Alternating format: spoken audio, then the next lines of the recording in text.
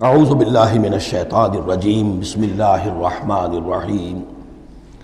اس سے پہلے کہ ہم سورہ بنی اسرائیل کا ترجمہ شروع کریں، سورہ نحل کے آخری حصے میں ایک بڑی عظیم آیت آئی تھی کہ جس کے حوالے سے کسی قدر وضاحت ہونی چاہیے، لیکن چونکہ اس وقت میں چاہتا تھا کہ وقت کے اندر اس کا ترجمہ مکمل ہو جائے تو میں اس وقت رکا نہیں۔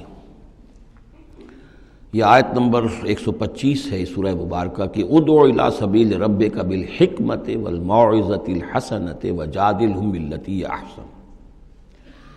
اصل میں اس میں دعوت اسلامی اور دعوت دین کے تین مختلف لیولز کا تذکرہ ہے۔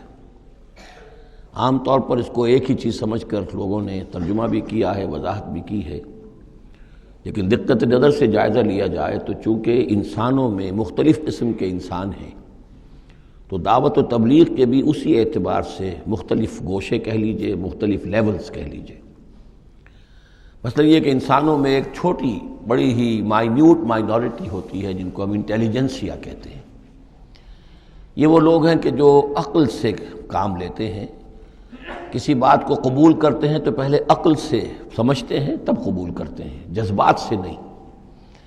اور یہ کہ کسی شے کو رد کرتے ہیں تو دلیل سے کرتے ہیں، اگر قبول کرتے ہیں تو دلیل سے، رد کرتے ہیں تو دلیل سے۔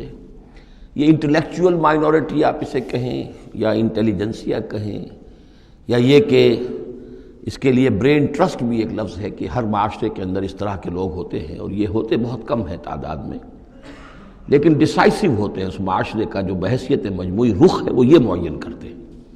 عوام کی حیثیت جو ہے وہ ایسے ہے جیسے ایک انسان کے جسم میں ہاتھ پاؤں ہیں، اعضاء و جوارے ہیں، لیکن جو حیثیت ایک انسان کے جسم میں دماغ کی ہے وہ اس برین ٹرسٹ کی ہوتی ہے، انٹیلیجنسیا کی۔ یہ طبقہ جو ہے اس کو دعوت جو دی جائے تو ظاہر بات ہے کہ وہ وعظ سے نہیں، جذباتی نہیں، بالحکمہ، پختہ باتیں، عقلی دلائل، محکم باتیں، وہ حکمت جس کے بارے میں فرمایا گیا وَمَن یُؤْتَ الْحِکْمَةَ فَقَدْ أُوتِیَ خَیْرًا کَثِیرًا، سورہ بقرہ میں ہم پڑھائے ہیں۔ اور وہ حکمت کے جو تین جگہ پر حضور صلی اللہ علیہ وسلم کی جو تعلیم و تربیت ہے اس کے مراحل میں سب سے اونچا مرحلہ بیان ہوا ہے، یتلو علیہم آیاتہ ویزکیہم ویعلمہم الکتاب والحکمہ۔ یہ حکمت جو ہے گہری باتیں، دانائی کی باتیں، عقل کی باتیں، مسلمہ اصول، ان کے حوالے سے یہ سمجھنا کہ کس شے کی اہمیت زیادہ ہے، کس شے کی اہمیت کم ہے، کیا چیز پرائمری امپورٹنس کی ہے، کیا سیکنڈری ہے۔ ان چیزوں کو جاننے والے لوگ جو ہیں، جو اصول پہچان لیتے ہیں، پھر اصولوں کو منطبق کرنا جانتے ہیں، تو ان کے لیے دعوت جو ہے وہ بھی بہرحال اسی سطح کی ہونی چاہیے کہ وہ دعوت جو ہے دلائل پر، براہین پر۔ جب قرآن کہتا ہے اپنے مخالفین سے ہاتھو برہانکم ان کنتم صادقین، لاؤ دلیل لاؤ، تو ظاہر بات ہے کہ پھر ان کے مخاطبین جو ہیں ان کو بھی حق پہنچتا ہے کہ وہ دلیل طلب کریں۔ اب اس کے لیے ظاہر بات ہے کہ وہی شخص یہ کام کر سکتا ہے جو خود اپنی ذہنی سطح کے اعتبار سے کافی بلند ہو چکا ہو، جس کا اپنا شعور بہت پختہ ہو چکا ہو۔ جب تک کہ وہ خود حکیم نہ ہو تو حکمت کے ساتھ دعوت کیسے دے گا؟ لیکن ایک ہے عام سطح لوگوں کی، عام لوگ جو ہیں جن کے دماغوں میں اس طرح کے کوئی فطور نہیں ہوتے، کوئی وہ عقل کی چھلنی لگی ہوئی نہیں ہوتی، ان کے جذبات جو ہیں اچھے، اگر جذبات اچھی بات کہی جائے تو جذباتی طور پر بھی اپیل ہو جاتی ہے۔ یوں سمجھیے کہ دل جو ہے ان کے کھلے ہیں، کھلی کتاب کے مانند ہیں، آپ جو چاہیں لکھ دیجئے، جیسے کھلی صاف سلیٹ ہے اس پر آپ نے جو چاہا لکھ دیا۔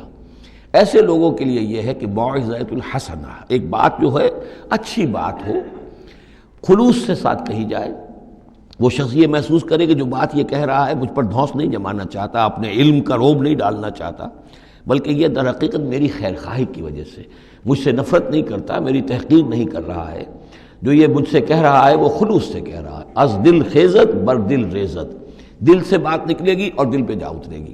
یہ ہے موعظہ حسنہ۔ عوام الناس کے لیے دعوت جو ہے وہ اس لیول کے اوپر ہوتی ہے، وہ زیادہ عقلی اور منطقی اور بحثیں اور ان کے سامنے فلسفے کی جو ہے وہ کتابیں کھول کر آدمی بیٹھ جائے تو یہ گویا کہ ان پر ظلم ہے، یہ ان کے لیے تکلیف مالا یطاق ہے۔ تو سب سے اوپر کا لیول ہے ادعو الی سبیل ربک بالحکمہ، پھر ہے والموعظۃ الحسنہ عوام کے لیے۔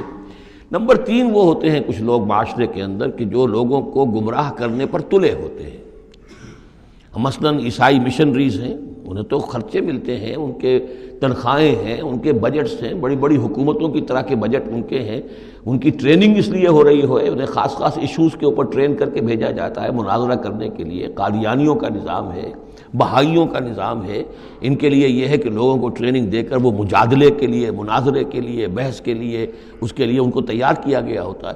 یہ بات مان کر دینے والے نہیں ہوتے۔ آپ خلوص کے ساتھ ان سے بات کریں گے تو وہ در حقیقت وہ تو یوں سمجھیے کہ ادھار کھائے بیٹھے ہوتے ہیں اس پر کہ انہوں نے بات نہیں ماننی، بلکہ یہ کہ لوگوں کو گمراہ کرنا۔ ان کے ساتھ جدال کرنا پڑتا ہے، جو جھگڑنا بھی پڑتا ہے، بحث بھی کرنی پڑے گی۔ لیکن اس بحث میں بھی جو ہمارے ہاں مناظرے کا لفظ آیا ہے، قرآن مجید میں مناظرے کا لفظ نہیں آیا ہے، مجادلے کا لفظ آیا ہے۔ جادلہم، ہاں ان سے جھگڑو، انہیں جواب دینے پڑیں گے ایسے کہ جو انہیں خاموش کر دیں۔ اگر وہ خاموش نہیں ہوں گے تو عوام الناس کے اوپر ان کا اثر ہو جائے گا۔ لیکن اس مجادلے میں بھی تمہارا اپنا اخلاقی معیار برقرار رہنا چاہیے، نیچے نہ اترو، گالم گلوچ پر نہ آ جاؤ، بہت گھٹیا انداز اختیار نہ کر لو، بلکہ جیسے کہا گیا کہ ان کے معبودوں کو گالیاں نہ دینی شروع کر دو، بلکہ یہ کہ ان میں بھی ہمیں آداب، اس کے اندر بھی آداب کو ملحوظ رکھتے ہوئے۔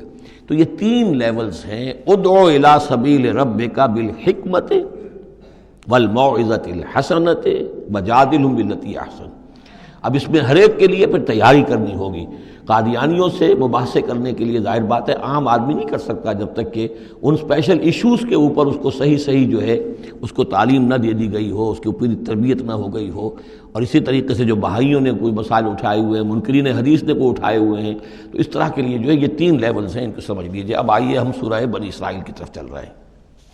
صدق اللہ العظیم۔